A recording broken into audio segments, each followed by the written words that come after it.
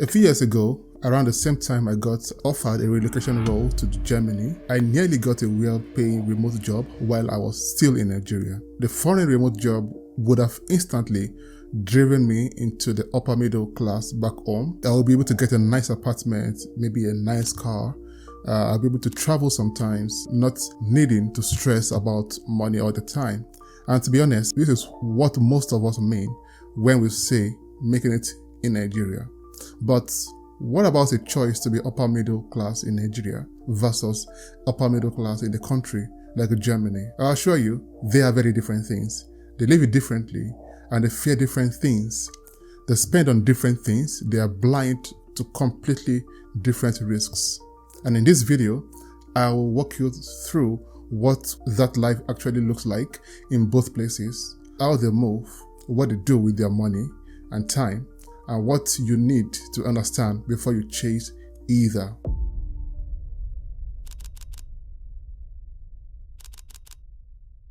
Let's start with a simple question. Who are we even talking about? In Germany, a lot of analysts say that once you are earning roughly 65 to 80,000 euros a year, that you are in that good salary, which is the top 15% zone, especially if you're single. Researchers often define middle class as people earning between 75 to 200% of the median income.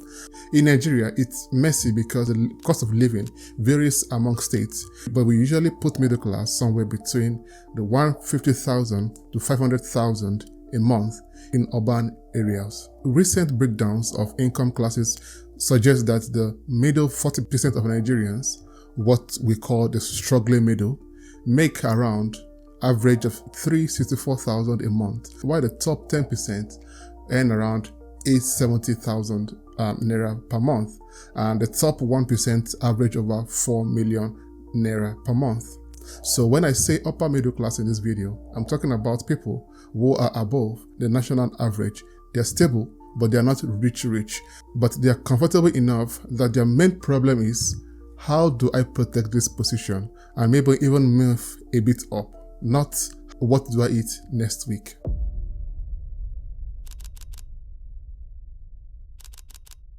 If you live in Germany and you are upper middle class, your life doesn't look loud, but it is very system-based. They play the long game with stability. A lot of people in this bracket are the professionals, which are the engineers and the doctors and managers and civil servants and mid-level executives and senior developers.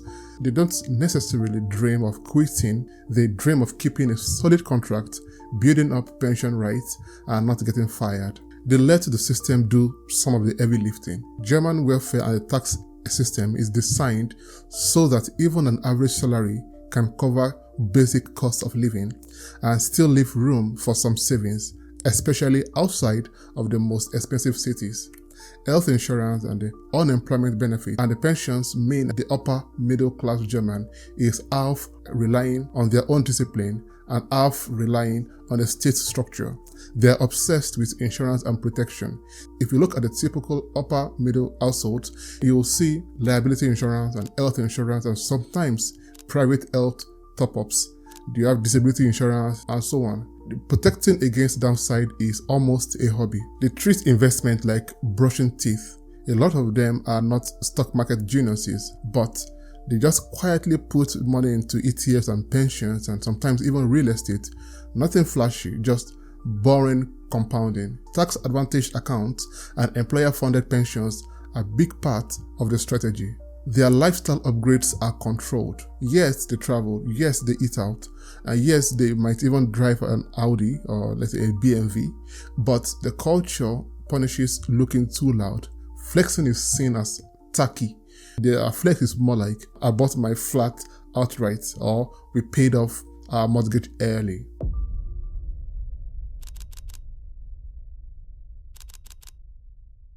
Now, in Nigeria, on paper, the upper middle class in Nigeria might be a senior banker in Lagos earning maybe 600,000 to 1 million naira a month, a tech person earning in dollars, or a successful content creator or a freelancer earning a few $1,000s monthly, or a business owner doing solid numbers.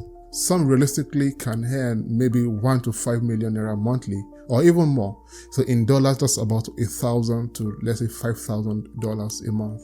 But unlike in Germany, the system is not catching you if you fall. So what they do with their money is completely shaped by fear and pressure.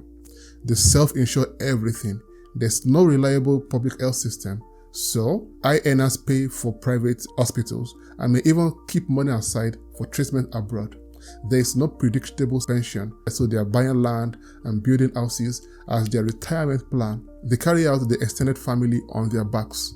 So it's not just, oh, me, my wife, and my kids. It's usually parents and siblings and cousins and in-laws. The school fees for children that are not even yours. So you look at them earning 2 million naira a month, but they're struggling financially because their financial responsibility is costing them 2.2 million naira a month. They also combine comfort with visible status. The upper middle class in Nigeria is not about just being comfortable. It's about proving that you have arrived. You have to show up in a nice car.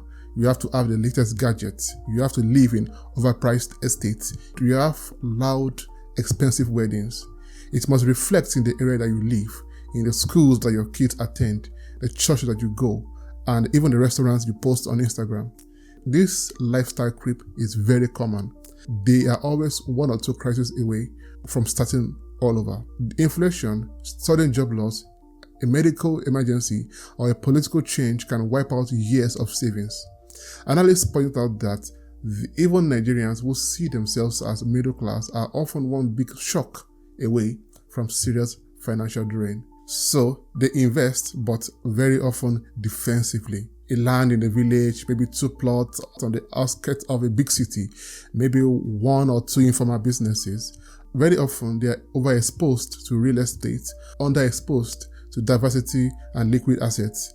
Many are also tempted by high return schemes because normal returns feel too slow in a collapsing currency. While the German upper middle class is building safely inside a relatively stable system, the Nigerian upper middle class is trying to build a private system in a very unstable country. Same class, different stress.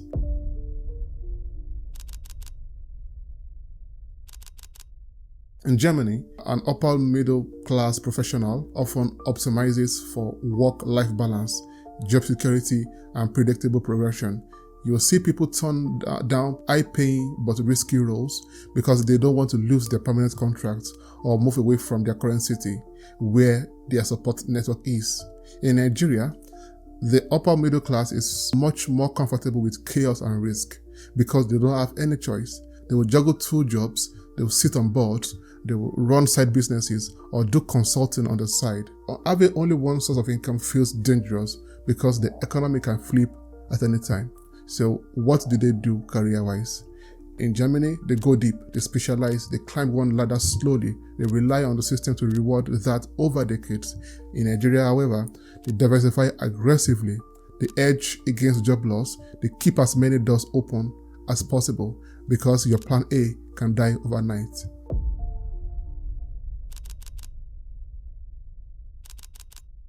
The upper middle class Germany likely lives in a good, safe neighborhood, but not a gated palace. They are often still renting in big cities because property is expensive and tightly regulated, or they use long mortgages with low interest rates. They commute by trains and bikes or a small decent car, which is not a big luxury. They have weekend trips and hiking and family activities and hobbies. Remember, an average or slightly above average salary already covers a basic but decent life, and upper middle income sits comfortably above that line in many regions. For the upper middle class Nigeria, housing is a battlefield. We are not just paying rent or mortgage, we are also paying for the generator, the diesel and security and water, and sometimes even your own road repairs. We have gated estates, you have security men, we have high walls and sometimes armed escorts. These are not just status, sometimes they are survival. Daily life is a mix of comfort and constant low-level crisis management, fuel scarcity, naira issues, insecurity, random policy changes. So while the German upper middle class complains about taxes, the Nigerian upper middle class is effectively paying private tax to replace almost every public service.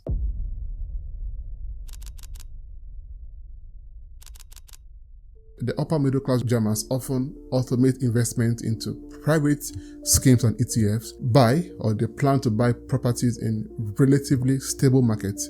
They rely on state pensions and employer-funded pensions and also private savings. These are three-layer retirement system. They use financial products that are regulated and are boring, relatively transparent. The upper middle class Nigerians, however, often owed a lot of money in Naira by force, even though the currency keeps losing value. They buy real estate as a store of value, even when the rental yields are poor. You use dollar accounts and crypto and foreign investment where possible as escape routes. They think about plan B countries. They try to move to the Canada or the UK or EU just to have a good plan for themselves or their children. Their official income is only half of the story. Survival depends on their ability to build multiple income streams and protect themselves from inflation and shocks. So again, the same class, but different battles.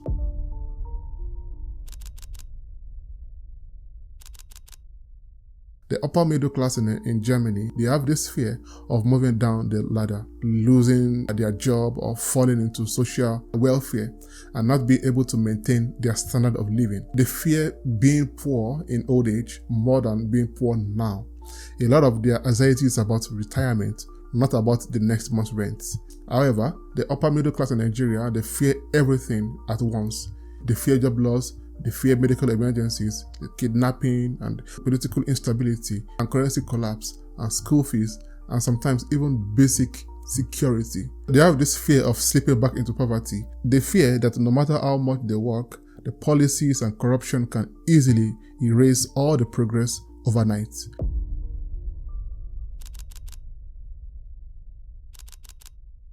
This is not a topic to say one country is good and the other is bad. It is to discuss the realities in both countries and what shapes the minds of people to make decisions.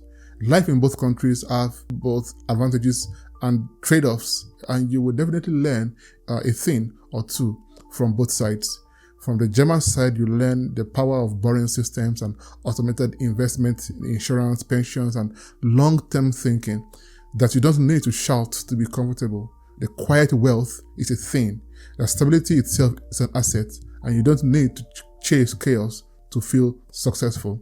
In the Nigerian side, you learn the urgency of building multiple buffers, skills, income streams, and escape routes. The ability to adapt quickly when the environment is hostile. The understanding that comfort is fragile and you should not be naive about risks. If you love this video style and you want more honest, no-hype conversations like these, please support my channel by subscribing, leaving a like, share this with your friends, and in the comment section, tell me if you have an option to pick, would you rather be upper middle class in Germany or upper middle class in your own country like Nigeria, and why? I'll see you in my next video. Peace out.